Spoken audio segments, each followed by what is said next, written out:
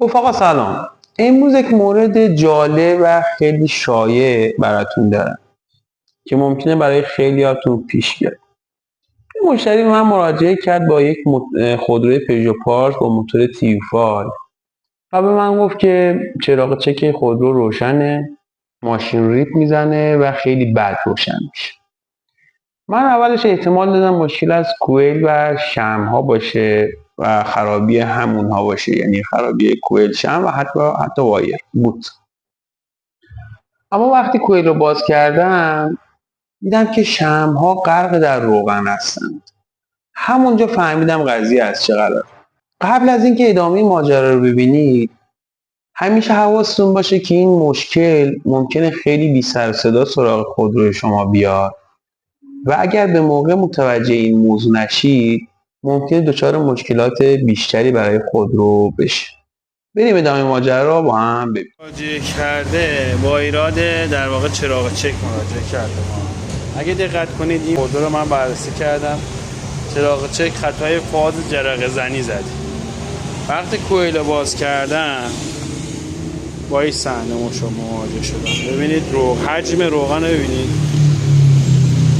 خب دوستان ببینید اینجا مقدار روغنی که توی شمع هستش. حالا دلیلش چیه؟ روغن ریزی از ناحیه درب سوپاپ. دوستان روغن ریزی از ناحیه درب سوپاپ رو جدی بگیرید. من یه ویدیو در کانال گذاشتم نحوه تعویض واشر درب سوپاپ خودروی تیوفای. این بالا میذارمش، خودتون هم میتونید راحت تعویض کنید. این ممکنه در واقع بسیار خطرناک باشه از نظر که باعث آتش سوزی میشه در این نوع خودروها، چرا که یکی از عوامل آتش سوزی در خودروی تیوفای همین هستش. البته همین عوامل آتش سوزی در خودروی تیوفای رو من در کانال ویدیوش تهیه کردم و گذاشتم، اونم توصیه میکنم ببینید. اگه زمانی هم خواستید روغن داخل شمع‌ها رو خالی کنید، تنها راهش و بهترین راهش اینه که شما یه پارچه بذارید اینجا که به خودتون نپاشه، بادو بگیرید داخل اون شمع و البته بعدش هرچی روغن ریخته باید پاک کنید تا بعد واشر درب سوپاپ هم تعویض کنید. خب همونطور که دیدید روغن از قسمت واشر درب سوپاپ نشت کرده بود و مستقیم وارد محفظه شمع‌ها شد. حالا شاید بپرسید این روغن چه بلایی سر موتور میاره و چطور باعث این مشکلات میشه. ببینید وقتی روغن دور شمع جمع میشه چند تا اتفاق بد میفته. خب که اولا اینکه این روغنی که اطراف شمع جمع شده باعث میشه که در داخل این بوت حالت عایق بندی که این بوت داره برای انتقال الکتریسیته و جریان ولتاژ کوئل به سر شمع اختلال ایجاد بشه و این عایق صورت نگیره و جرقه در اطراف شمع پخش بشه. چرا؟ چون این وایر حالت صفر بودن دور سرامیک از دست میده. در این حالت جرقه زنی مختل میشه. روغن در واقع نمیذاره شمع درست جرقه بزنه. همین جرقه نزدن درست شمع باعث ریب زدن، لرزش موتور و حتی مصرف سوخت بالا میشه. دومین ایرادی که ایجاد میکنه اینه که کوئل آسیب میبینه. روغن باعث میشه اتصال بین کوئل و شمع ضعیف بشه و حتی ممکنه کوئل برای افزایش جرقه شمع به اون فشار بیاره، به خود سیمپیچ درون کوئل فشار بیاد یا بسوزه، چون کوئل مجبور بیشتر زور بزنه اصطلاحاً تا جرقه ایجاد بشه.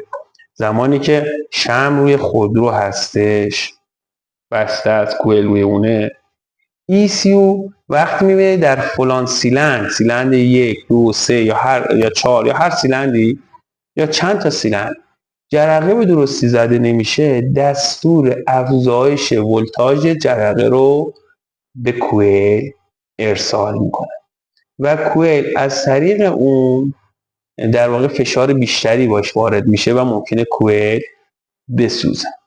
سومین ایرادی که شما میبینید چراغ چک روشن میشه. ببینید ECU وقتی متوجه میشه یکی از سیلندرها یا چند تا از سیلندرها درست کار نمیکنه، فوراً چراغ چک رو روشن میکنه. سیستم دفیای کوئل، حالا در این موتور TU5 سیستم دفیا داریم یا سنسور میلسوپاپ در برخی دیگه از موتورها، این پالس رو به ECU ارسال میکنن که جرقه زنی وجود نداره در فلان سیلندر یا درست نیست و خطاهای شبیه خطای فاز جرقه زنی در ECU ثبت میشه. حالا ممکنه این خطای فاز جرقه زنی دلایل بسیار بیشتری داشته باشه که سعی میکنم بعداً راجع به اون هم صحبت کنیم با هم دیگه، اما این مشکل یعنی جمع شدن روغن دور شمع باعث ایجاد این خطا و روشن شدن چراغ چک میشه. چهارمین مشکلی که ایجاد میکنه مشکل روشن شدن ماشین هستش. وقتی شمع‌ها جرقه درستی نداشته باشن، شما باید چندین بار این ولتاژ به سر شمع برسه تا در محفظه احتراق جرقه ایجاد بشه و خودرو روشن بشه.